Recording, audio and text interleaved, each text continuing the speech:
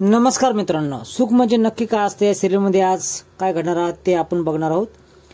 सावली घराबाहेर येते आणि आदिराजला विचारते, दादा मी कशी दिसते? तुझीच मंगळागौर आहे असं वाटत आहे। त्यावेळेस सावली बोलते की बघ, सगळं कार्यक्रम तुझ्यासाठी चालू आहे आणि तुला तिथे येण्याची परमिशन नाहीये। त्यावेळेस आदिराज बोलतो, मला तिथे यायचंही नाही। त्यावेळेस ती बोलते की दाद्या, हा कार्यक्रम महिलांचा असतो, त्याच्यामुळे तुला तिथे येता येणार नाही। दोघेही बहीण भाऊ भांडू लागतात। त्याच वेळेस विमल येते आणि झालं का परत तुमचं चालू असं बोलते आणि आदिराज तुला कुठे जायचं आहे तिकडे जाऊन ये असे विमल बोलते। नित्या तंबूमधून बाहेर येते आणि विमलला बोलते की कुठे पाठवत आहे आदिराजला। त्याच वेळेस खूप नटलेली नित्या बघून आदिराज तिच्याकडे बघतच राहतो। त्यावेळेस नित्या बोलते की आदिराजला कुठेच पाठवायचं नाही, आपण एवढे नटणार, आपण खेळणार, हा सगळा बायकांचा कार्यक्रम, नजरेने कोण टिपणार?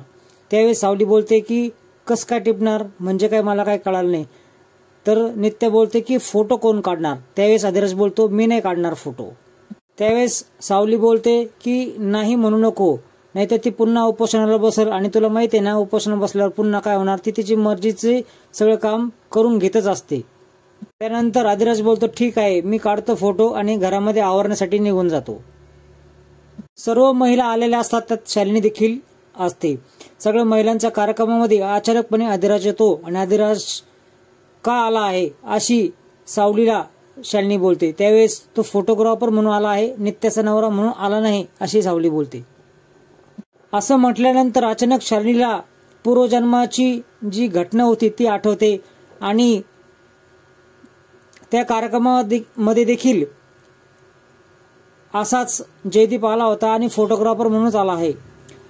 तर सगळ्या घटना पुन्हा पुन्हा का घडत आहेत असा विचार ती शालिनी करू लागते। सर्व महिला पूजा करायला निघतात। त्याच वेळेस लाईट जाते आणि विमल बोलते की अचानक लाईट कशी काय गेली? त्यावेळेस आदिराज बोलतो की लूज कनेक्शन झालं असेल। त्याच अंधाराचा फायदा घेऊन पाहुणी शालिनीपाशी येते आणि शालिनीला बोलते की लग्न झालं, मंगळागौर झाली, आता सगळे कार्यक्रम होत आले, आपण हरत चाललो आहे।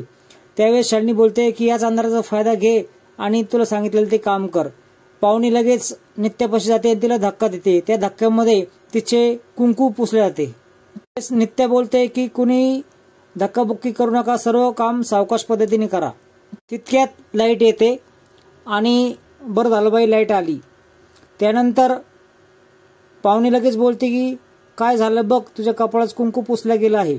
एक बाई म्हणते, बापरे अपशकुन झालं।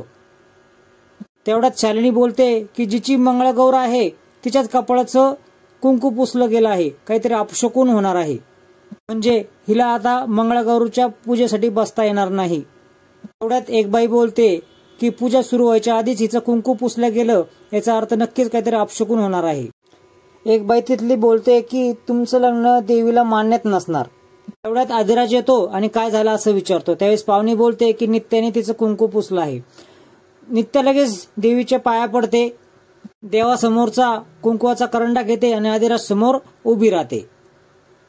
माझ्या कुंकुवाचा धनी आला आहे ना, माता लावेल तो कुंकू। तेवढ्यात पाहुणी बोलते, आणि तुला घराच्या बाहेर काढला आहे ना, मग त्याला उगेच कुंकू लावण्यासाठी भरीच पाडू नको। इतक्यात आदिराज अजून समोर येतो, हातात करंडा घेतो आणि नित्याच्या भांगेमध्ये कुंकू भरतो। आदिराज बोलतो की आजच्या दिवशी कुंकू भरून घ्यायचा असेल म्हणूनच हा प्रसंग घडला आहे, हा अपशकन नाहीये असं बोलतो। तेवढ्यात शालिनीला ठसका लागतो आणि तिला पूर्वीचं आठवू लागतं, जे मागच्या जन्मामध्ये घडलेलं असतं। सगळा प्रसंग जयदीपच्या बाबतीत देखील घडलेला असतो आणि सेम जे वाक्य आहे तेच त्याच्या तोंडातून पुन्हा बाहेर आलं असतं। तेवढ्यात एक बाई म्हणते की देवीच्या मनात वेगळंच काहीतरी होतं आणि ते आपल्याला समजलं नाही। नित्याकडे बघून आदिराज हसतो आणि सर्वजण पूजेला बसतात। पूजा चालू असताना आदिराज फोटो काढायला सुरुवात करतो आणि शालिनी तिथून निघून जाते आणि पाहुणीचा चेहरा तर पाहण्यासारखा झालेला असतो।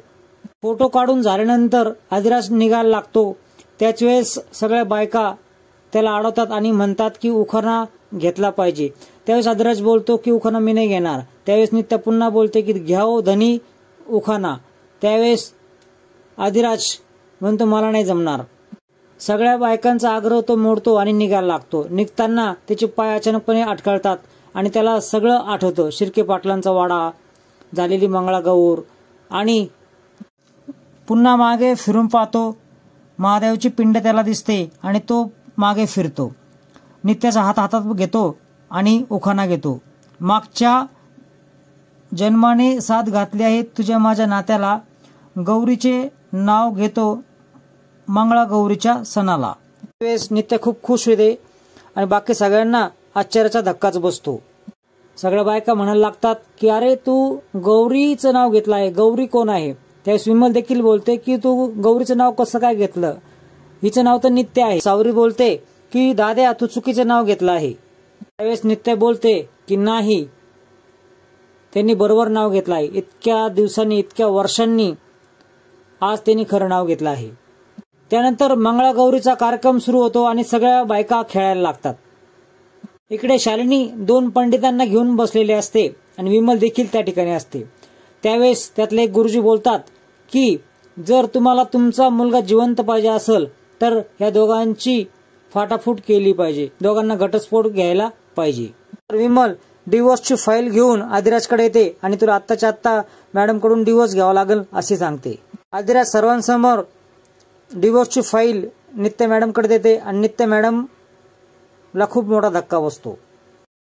तर मित्रांनो, असेच नवनवीन अपडेट्स बघण्यासाठी चॅनलला सबस्क्राईब करा आणि बेल आयकॉन अवश्य दाबा. व्हिडिओ पाहिल्याबद्दल धन्यवाद.